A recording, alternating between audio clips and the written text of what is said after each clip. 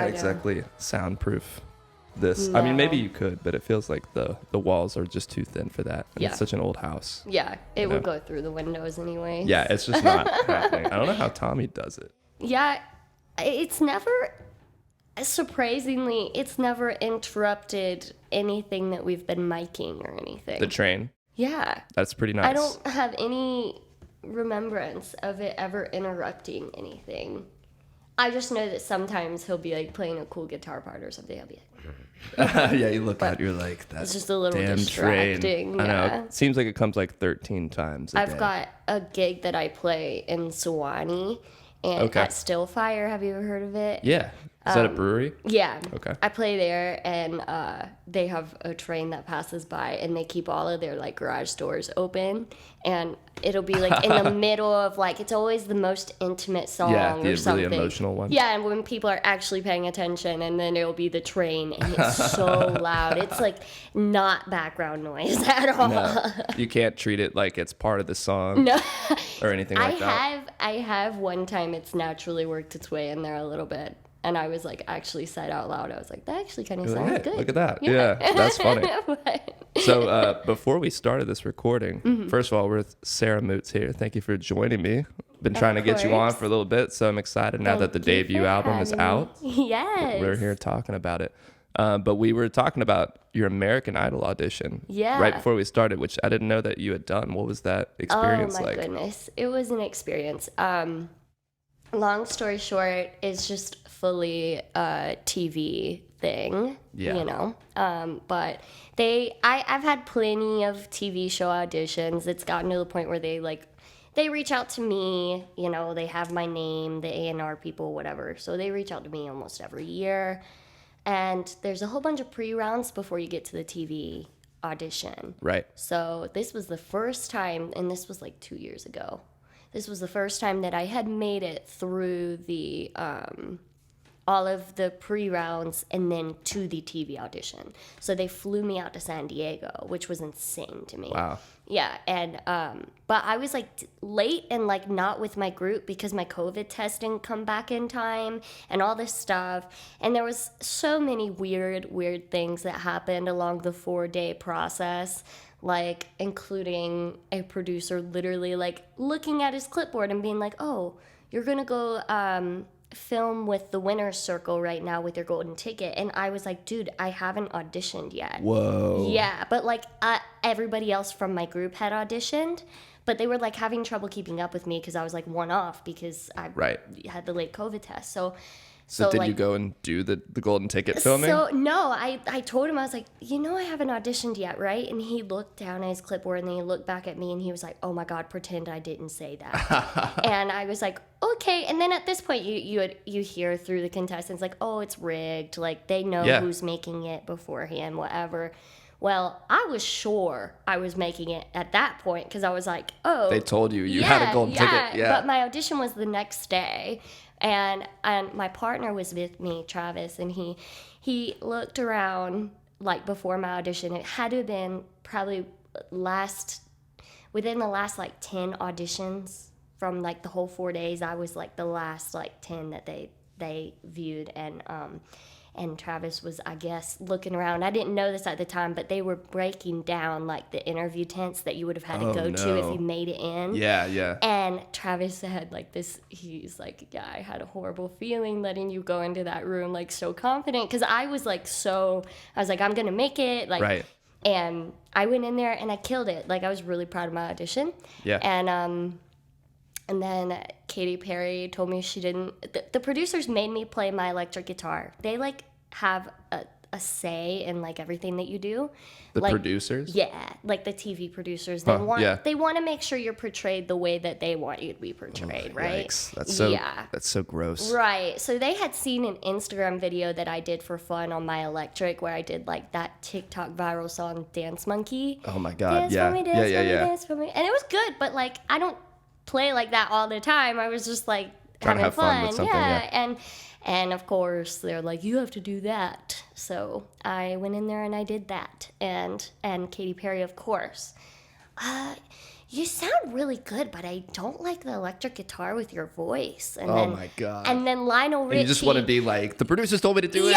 Yes. And I ended up ratting them out. Like at the end, I got so pissed off. I was like, I just want you to know that, like, but you told the judges that? I did, yeah. Wow. Because Were you did they cut the filming, or was this all? This was all on film. They film everything, but I knew at one point I was like, you know what? They're not going to air my audition. This is completely useless, and I'm not going to play this game So you just anymore. start telling everyone off? Yeah, I just got so sick of playing the game, and then, but the thing that pissed me off, and I told Travis before I went in there, I was like, they could tell me anything, but if they tell me I'm not ready, I'm gonna flip my shit. And of course, Lionel Richie just had to say it. He's like, I feel like you're still trying to figure yourself out. You know, you talked about being in a rock band, and then you just released a pop track, and I just think and then now you come in here with your electric guitar, and it's just, you know, it's kind of like Bonnie Raitt, but Bonnie Raitt had this cool acoustic guitar thing going, and I just don't know. I just think you need more time. Oh, yeah. No. And I was like, oh, I am so done. Like, that's it. I'm so done. And like on top of Luke Bryan watching the UGA game under his desk on an way, iPad. dude. Yeah. Oh and my so God. I felt so disrespected. And then of course they follow you out with video cameras and like take you to a dark room and like ask you all these emotional questions and try to make you cry and Jesus Christ. Yeah, I mean it's really traumatic. It really is. And so I like came back and I didn't even like write a song for like 4 months because I was so just a mess. Like that sounds traumatizing. It was horrible. I went to therapy. Like I had gone to therapy in the past for like other trauma, but I literally had to go back to therapy because of the American Idol stuff. Wow. But, like also like I'm highly sensitive, like kind of a drama queen when it comes to stuff like that. So well, that makes kind of a good artist. It seems like you know it makes it easier to write songs because I'm very like on my sleeves about my emotions. So So whenever you hear a Katy Perry song, does it just like send you back? Yeah. I turn it off. It happened. It's funny you say that because it happened the other day in the car. I was with my guitar player and he was like singing along, like just, you know, bullshitting. And I was like, I am not listening to this. Not he was like, oh yeah, I forgot. I'm sorry. Damn, dude, that's so unfortunate. And Lionel too. Yeah, you know, it is what it is. These things, they make you stronger, I guess. Yeah, I mean, and something like that is a total machine. Yeah. Like American Idol. And they always portray it like, oh, we got lines around the block of people that are going to audition, and I'm sure none of them even get to. The things that I saw, I mean, just being on set for 4 days, it's just insane. Yeah. Like how much of it is so scripted, and it's very, very sad. It's sad. Yeah. That's such a bummer, but let's take things over to maybe a happier note. Your new album, Eat Your Heart Out, which is awesome. Thank you. It's been about 2 months since it's been out, so now that it's, you know, you've had some time to have it out in the world, do you have any new thoughts about the project since it's been released? You know, what are you thinking right now about it? I'm so proud of it. Eat Your Heart Out was kind of like, I literally named it that to be like a big FU to all the industry people that have screwed me over, American Idol included. And so it's just felt like a very like power move type thing. And Tommy can attest to this, but I was very, very insecure about how the album was so different genre-wise. Like there's a pop track, there's a rock track, there's like slide guitar. I love Settle Down, and it's like very kind of, it's got a country twang to it. Yeah, it does. And I was so insecure about that song. That was like the one that I was like the most scared about. And I think that like I'm finding out that the more that I jump out of my comfort zone like that, it's actually better, like because that's been a lot of people's favorite, and now it's kind of like turning into my favorite. And so I think my thoughts now are like, okay, Sarah, just do whatever the hell you want, you know. I was just so worried in the whole midst of the recording and releasing that it was not cohesive enough and yada yada, and worried about what other people think, and now I'm just kind of like, here you go, like, take it if you want it, you know, I'm proud of it, and I think it's been a big growing point for me. That's awesome. The cohesive thing is kind of an interesting feeling to deal with, because in a way, if it's coming from the same artist, it's going to be cohesive to a degree, right?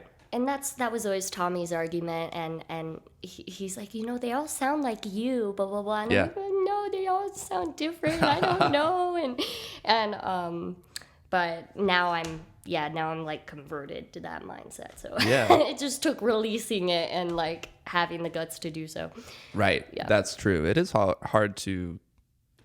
I mean, you think about, like, I can't wait to put this out. And then, like, the day before, you're having a panic attack. So you're like, oh, my God, like, this person that I wrote it about, are they going to hear it? Like, all these things, all these intrusive thoughts can come through. But once it's out, it's kind of like a breath of fresh air. Like, finally, people can hear what I've been working so hard on. Yeah, especially because you're already playing them live for so long, or at least in my case, I was. Right. So it was like they were never out there for anybody to hear otherwise. Yeah. So I didn't really ever know how they were going with the crowd other than live shows, like people coming up to me. So so it's nice. How does that how do you work with that? Because I haven't ever really done that, where I play songs that aren't out yet.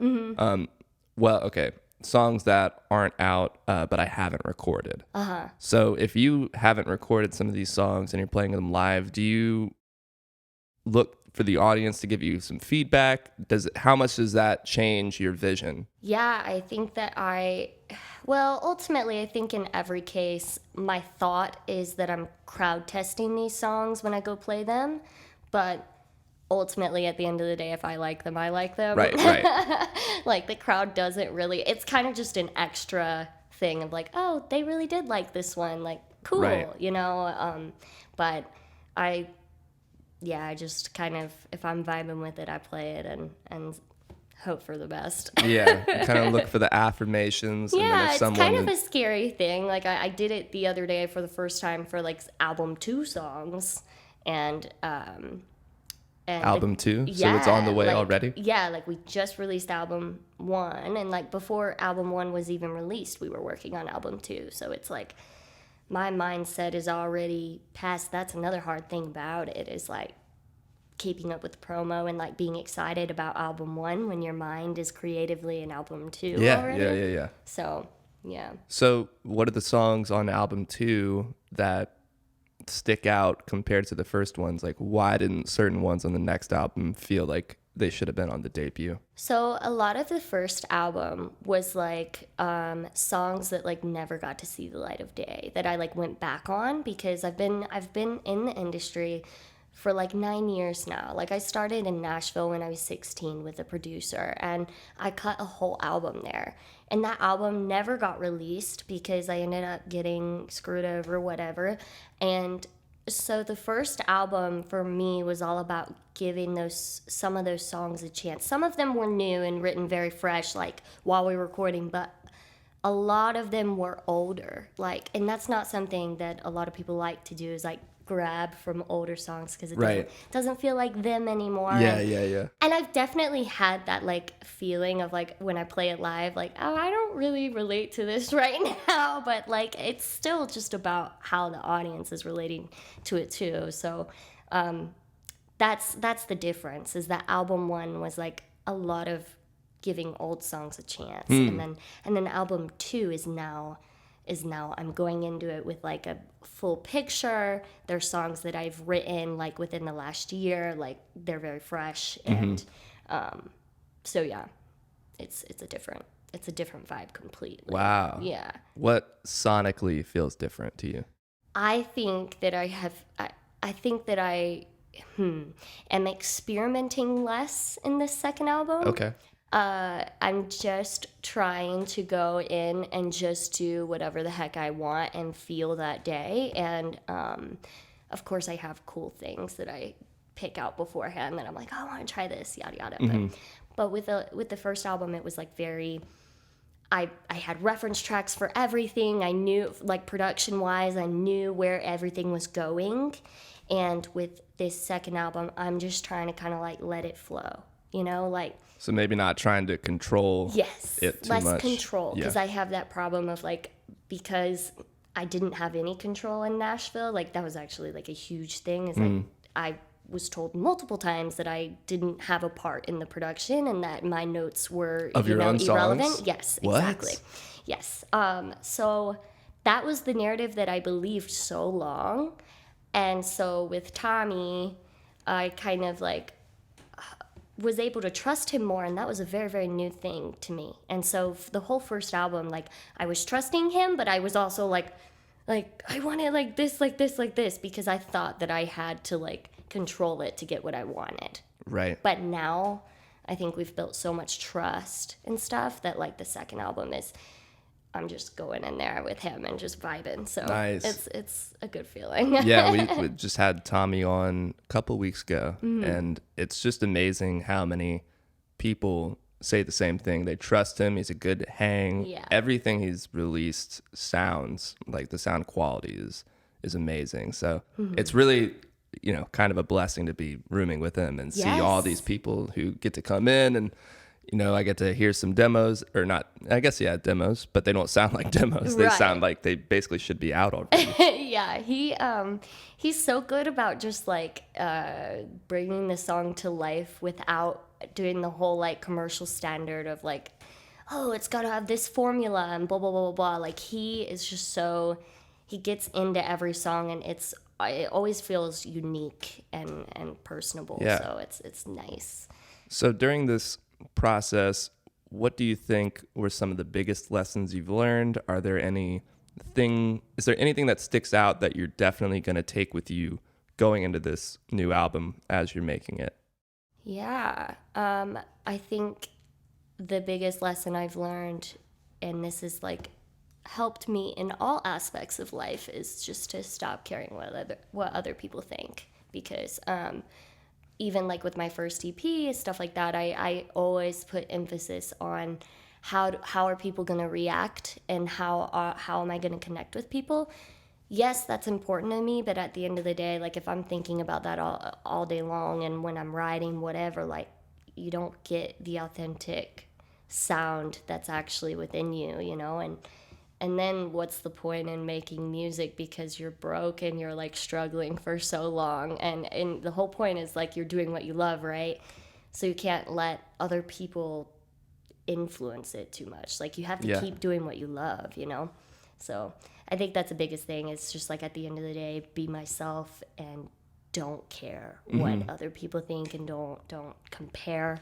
Comparison is the devil. Yes, comparison sucks. Dude. It's so hard not to do that, especially in this music, town, because there's so many talented people. Yes, and it really will influence your music too, like in more ways than you think if you're always comparing and stuff. And now I'm just really grabbing influences from wherever, and what I like is what I like, and I'm not worried about impressing anybody anymore, and so I think that's going to be a great vibe to roll with. Totally. What are some recent influences that you've been getting into, kind of pulling from?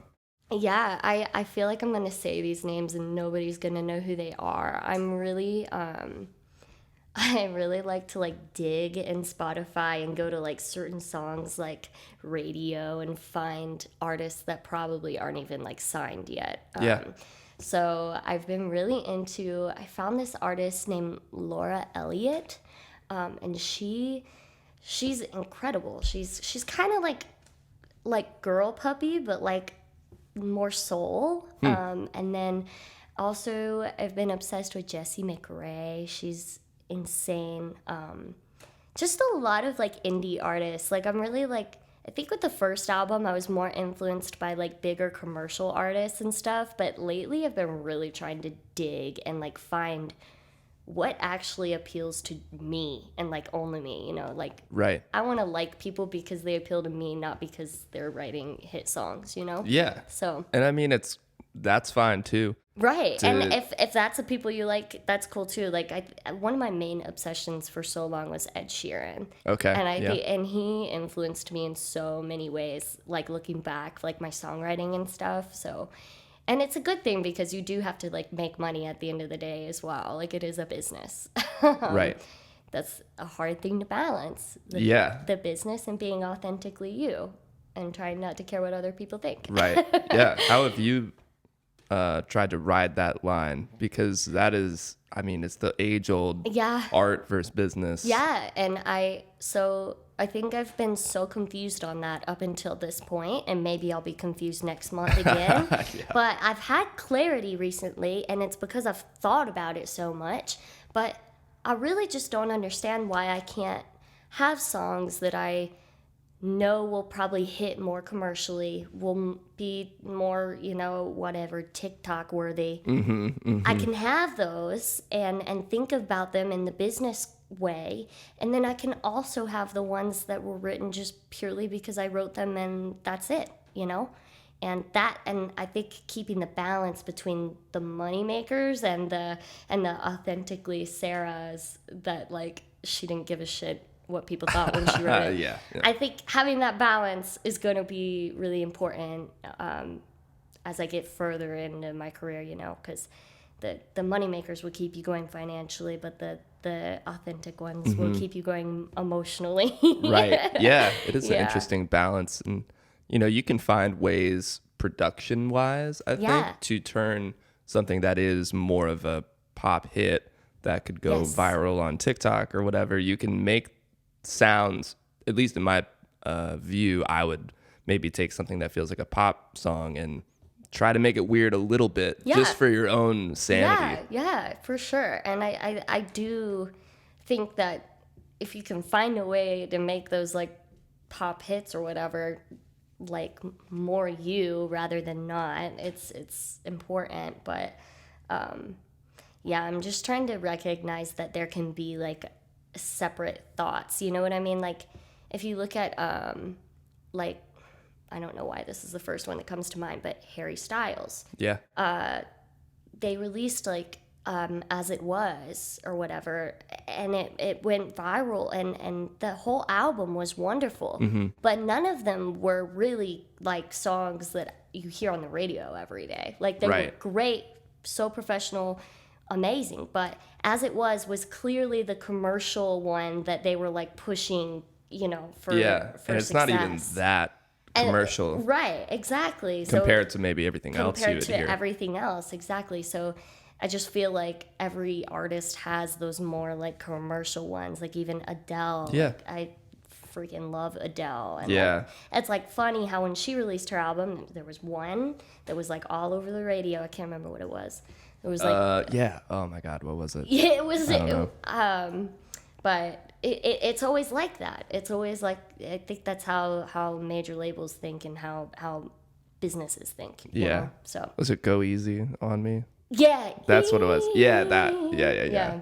Wow, that feels like a lifetime ago. It was probably like 4 months ago. Right, I know. And I listened to her whole album after that, and I was like, oh, this is a vibey album. Like, they're not all just like pushing for radio. Like, they're vibes. Like, it's an album, you know? So I need to go back and listen to it. It's been a long time. yeah, it's a good car ride album. Yeah.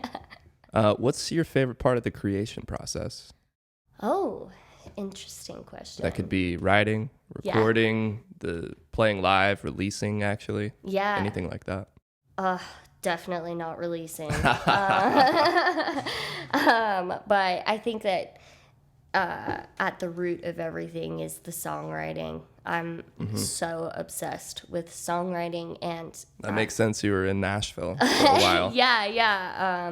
I just learned early on just how important it was to have a good song, and so that's, I think, number one. And then second is like the recording process. I love going in there and like having a part in like how they sound sonically. Yeah. So yeah. Especially after being told you're not supposed to do that, which is insane. Yeah. I mean, it truly is amazing that it's flipped on its head, and I do have a say in everything that goes into the tracks. So it's very nice. Yeah. Yeah. And having been part of the industry for, you said, 9 years? Mm-hmm. I mean, that's a while. What have been some of the big takeaways that you might offer advice to a new artist? You know, like, what have you learned that you would say, oh, avoid this or definitely do that take this with a grain of salt, things like that? Oh my gosh. Wow, I have never really thought about that. I think a lot of us get scatterbrained, and this is so on the spot. I'm thinking about this advice, but ultimately, I think when I meet musicians, everybody just like, well, not everybody, but a lot of us really just want to do everything. Like, we're just like, we want to do the production, we want to do the songwriting, we want to make sure that we've got the right photos and the videos or whatever. And I think that taking the time before doing all that, because yes, all of that's important, but taking the time and allowing yourself the space to hone in on what you're actually good at is really, really important. Like, knowing and figuring out what makes you different and what is going to help make you successful in this industry, because it's just so oversaturated. And I just think you have to find ways initially that make you different and really hone in on them, because I kind of knew right off the bat that, like, oh yeah, my voice is different, like that'll help me, and whatever. But I didn't listen to that voice enough, and I still look back and I'm like, God, for so long I was subconsciously just trying to mimic the things that I heard, and like not really hone in on what I was, because I didn't have the confidence to, because I sound different than what you hear on the radio, whatever, and I didn't have the confidence to embrace that. And I think that finding that thing, and the quicker you can learn how to embrace that, is like key to everything. Yeah. I mean, we all have something unique about ourselves, which Yeah. sounds so cheesy, but it's for true. real. Yeah. And it could be as simple as your the way you dress, True. Can you take that and post it on Instagram and become more of an influencer first and then release your music? Like, can you find the things that make you different and really just put them out there, Yeah. Speaking of confidence, I try to take notes before these episodes, and you did an interview with Shout Out Atlanta, I think like a year ago. Oh my gosh. There was a quote yeah. I pulled from here. Really? Yes. You said, "The most important factor behind the success of my music/brand is confidence. The best things I've done in my career have started with small leaps of faith based off excitement that I've gotten from believing in the power of my work, my craft, and myself." Do you still believe that 100%? I said that a year ago. Yeah. Yeah, I was actually kind of scared when you were like, I pulled a quote, and I'm like, God, what did I Yeah. say? We're about to cansel you right now. So you said this forever ago. What do you have to say about that now?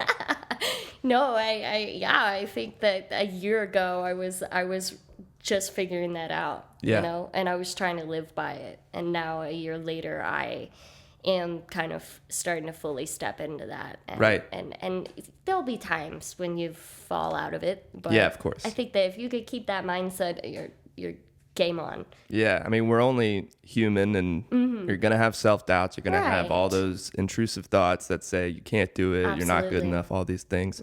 How do you fight those voices when they come? Oh, Lord. I remember at the end of the day that if I was doing anything else, I'd be absolutely miserable. That's what it all comes down to at the end of the day, when I'm hating life or hating the fact that I had to deal with this situation because the music industry sucks or whatever. It's like, at the end of the day, I'd rather be dealing with all of this still than sitting at a desk 8 to 5 or whatever. So right. It's almost...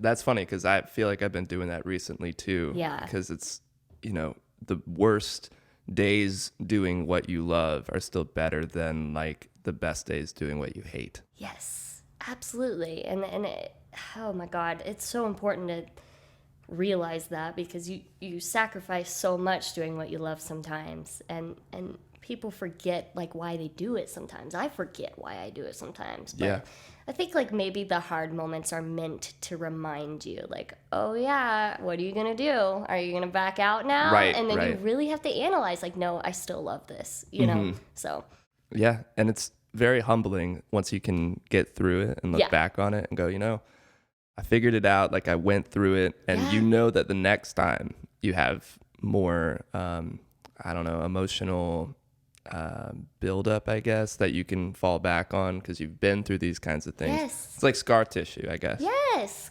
yes, absolutely. I think that, like, if anything, I've found that you think these big moments are, like, gonna define you and, like, make you happy. Like, that's, like, initially the thought for me is like, oh, as soon as I play this stage, I'll be content. Or as soon as I do this in my career, release my first album, I'll be confident, I'll be happy. No. That lasts about 3 hours. Yeah, like, no. So it's all about the journey, and I know that that's so cliche because everybody says it, but it's we say a lot of cliches on this podcast. Yeah. Well, you know, it's life lessons that are put out there for us to, like, know, but you don't believe it until you go through it. Right. Yeah, and they're cliches for a reason. Yeah. Because they make sense. They're right. Exactly. Cool. Sarah, that's going to take us over to the last 5. Okay. Where I'm just going to ask you 5 quick questions. Oh, and we'll my be done. goodness. Okay. You don't have to, like, rapid fire. It doesn't have to be anything like that. They're not timed. Yeah, we used to call it the Fast 5, and then we would spend like 10 minutes on a question. I'm like, probably can't do that. But number 1 is in the studio or playing live. Mm-hmm. Oh, like, which one's my favorite? You can only pick one. I think playing live. Yeah. Yeah. There's an electrifying feeling that comes with that. Yeah, the connection. The connection is, like, what I live for, like, knowing that other people are getting what I'm saying. Yeah. Getting what I'm putting down. Yeah, I like the slow build of the studio. Oh, yeah. It's like this feeling of, like, oh, it's coming together, and then finally all of a sudden it hits. Yes. You know? It's a completely different experience, really. Yeah. Question number 2 is, what do you think is a perfect album front to back? Oh, my. And you can name a few. Lordy B. Honestly, this is so lame, but I think that was it Adele 21? Rolling in the Deep. Yeah. That's, like, my all-time favorite album. I mean, yeah. It's my all-time favorite album. That song still slaps. Yeah. I mean, she just had a thing and she went for it. And there was no denying Adele. She was just so Adele. But I feel like it had a chokehold on everyone that year, that album. Yeah, because emotional connection is, like, so important. And I think every single one of her songs hit me so hard. And I was in high school. I was, like, a freshman or something when that came out. And I was, like, listening to her album, like, crying. So it's amazing she was only 21 when she's recording all those songs. Yeah, it's insane. I think that's the only answer I have for you. Nice. Right now. That's good. I mean, it's good to have one that you just hold reliable. Yes. Question number 3 is, who would be your dream artist or producer to work with? Oh. And it's Katy Perry, right? Yeah. Oh my gosh, I've never really thought about this.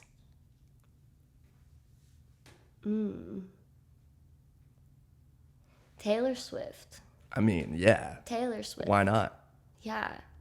I think that she's just a boss lady.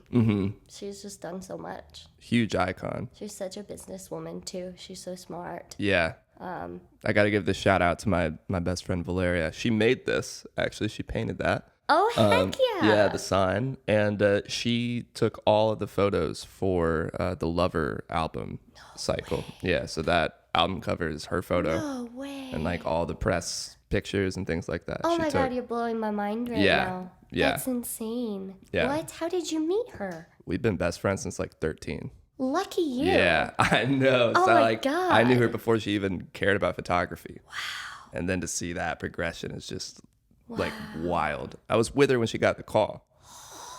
What? Incredible. Yeah. I might have to get her name after and make sure I follow her. Totally. I met Taylor Swift's dad. Oh, no way. I did. I sang at her music lawyer's house when I was in my Nashville run early on. How'd that happen? For, what was it called? The solar eclipse. Do you remember that? When the moon lined up with the sun or something. A few like years that. ago, right? Yeah.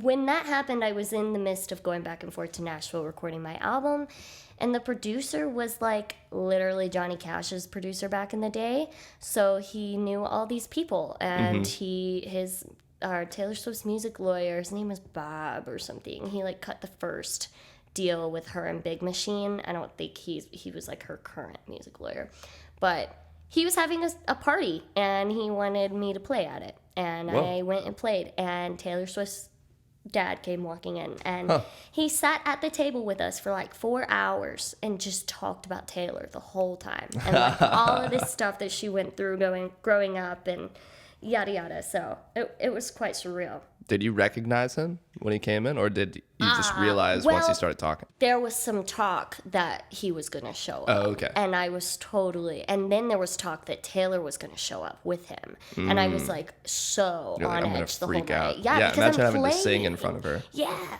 And oh my God, I was freaking out. But he ended up coming after I got done playing. And when he walked in, you know it's Taylor Swift's dad because they look so much alike.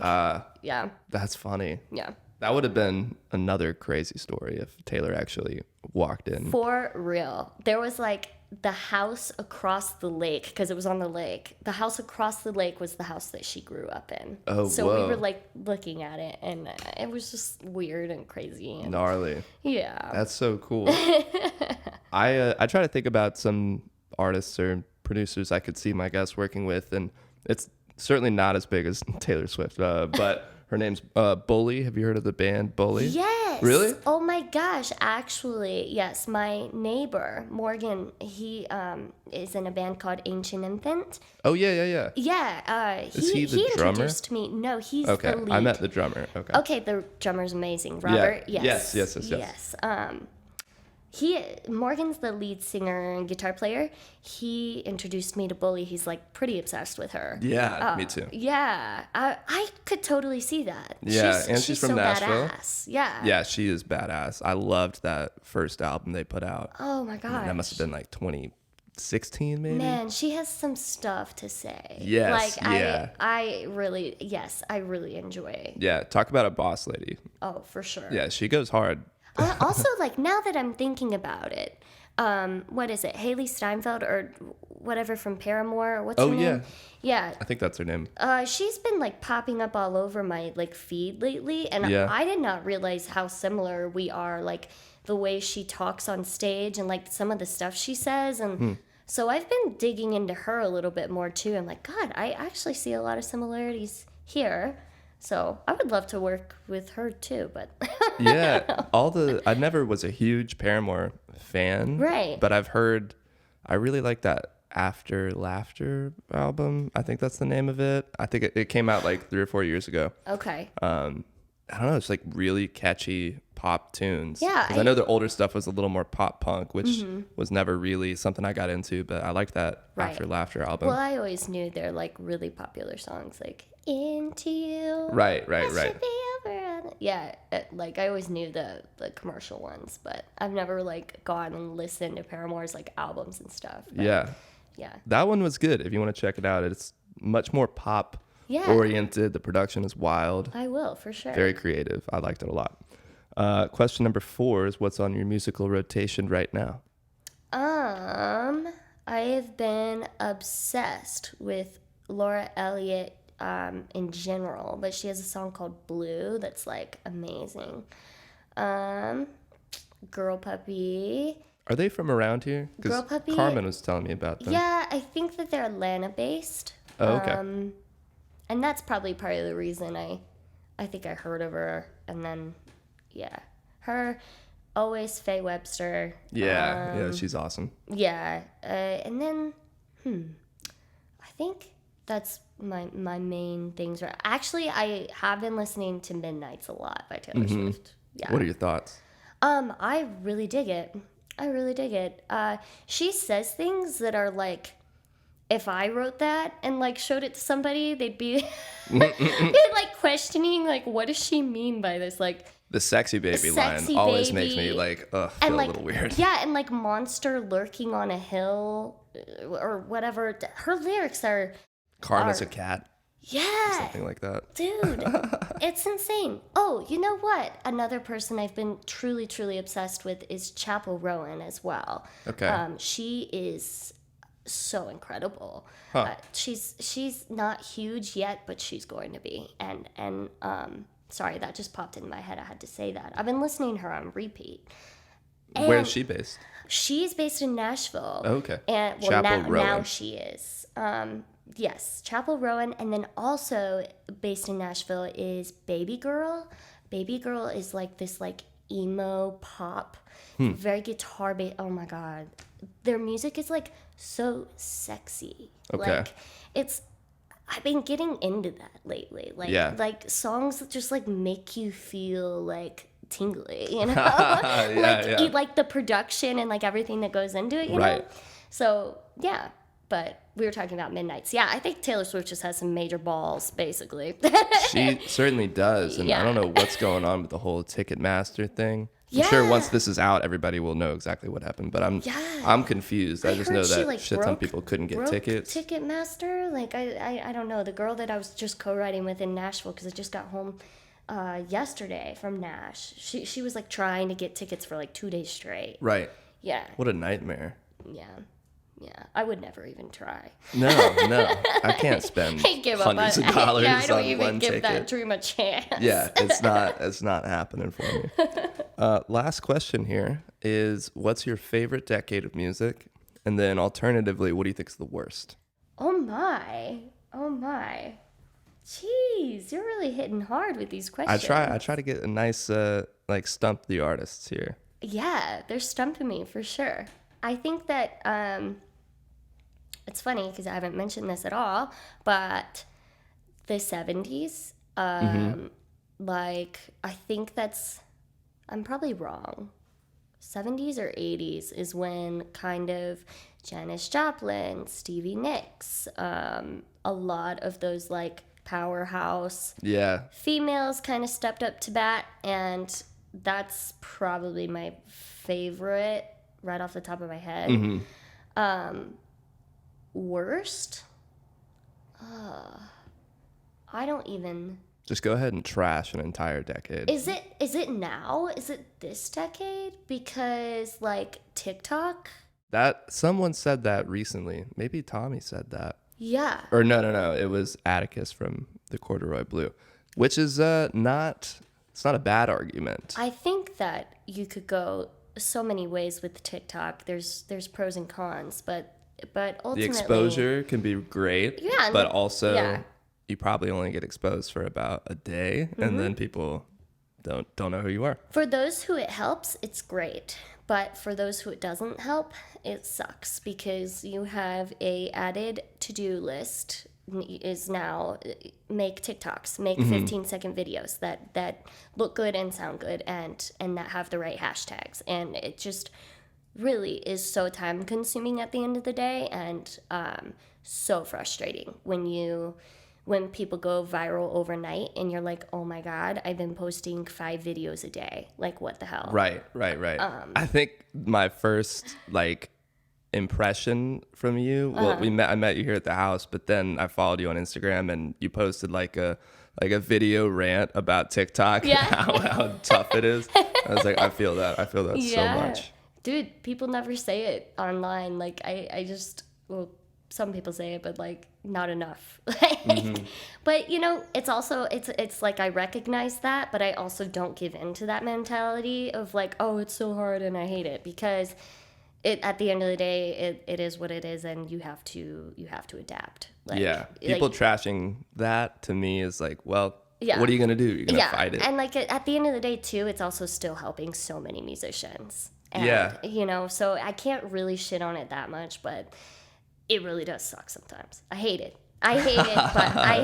but it is what it is. Bit of like a necessary evil in a way. Yeah, I constantly go back and forth. I'm like, would I rather be in a decade where it takes getting on the radio and that's like the only thing you're pushing for in your career? Is like, because if you get on the radio, you're made, like back in the olden days. Or signing to a label. The olden days. Yeah, like, I mean, really, it was radio. That was it. None of this playlist crap, none of any, you know. And I question myself all the time because I'm like, would I rather have that, like, where it's like just that simple, or does that mean that like so much less artists are in the spotlight? Like, I feel like Right. now with TikTok and Spotify playlists, we have the advantage of, if you're not commercial, you can find your fan base, and that's cool. It's interesting because there's so many more avenues you can take now. Yeah. But it's also a lot more confusing. Yeah. It is, because it's not so clear written in stone anymore. Right. It's like, oh yeah, people are digging this, and where do I fall? You know? Yeah, and it feels like there's no clear-cut boundaries. Yeah. Yeah. It's like too many options is stifling because you don't know exactly what to do, and not to mention you can compare yourself to everybody that's doing, like I don't really get on TikTok that much, but other people do it and they do it very well, and I think I'm not gonna shit on them for doing that. Like Hefner, Athens-based band, I love their TikToks. They're funny. Like they know how to do it. You know how to do it in a way that feels comfortable for you. Yeah, and we're all different. Yeah, it's a tool. Yeah, just doing what we can, but it's like you can never shit on somebody for putting in the time and the work. Right. Like at the end of the day, like I hate it when people like judge any artist in general. Like, oh, I just don't like I don't like this or whatever. Like I've even had people say that about my music, that it's like gotten back to me, like in town, and I'm like, dude, just come do what I'm doing, or go try to do what they're doing. Like, how do you not have respect for?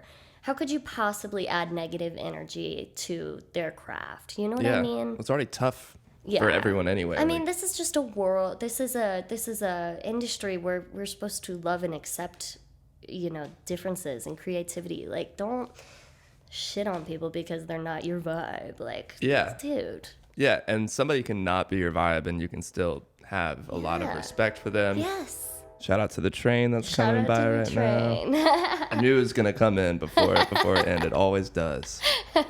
But yeah, I think that is probably a good note to end on, since the train is like, hey, y'all should wrap this up. He's like, y'all been talking too long. Yeah. No, I appreciate you coming on the show, Sarah. Thank you for having me. Everyone needs to go check out your new album, Eat Your Heart Out. And do you have any dates you want to plug? Any shows you got coming up? We're taking a break for a second, but look out for February. Okay. All right. February is going to be our month we get back rolling. So, nice. Yeah. Exciting. Well, yeah, thank you again for coming on, Sarah. It's been a blast. Thank you. Thanks for having me. All right. See ya. See ya.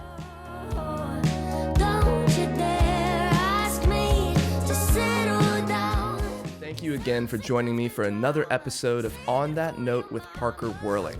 If you haven't yet, please make sure to like and subscribe on YouTube and Apple Podcasts, and you can even leave a comment down below to let me know who you're listening to. On that note, I'll see you guys next time.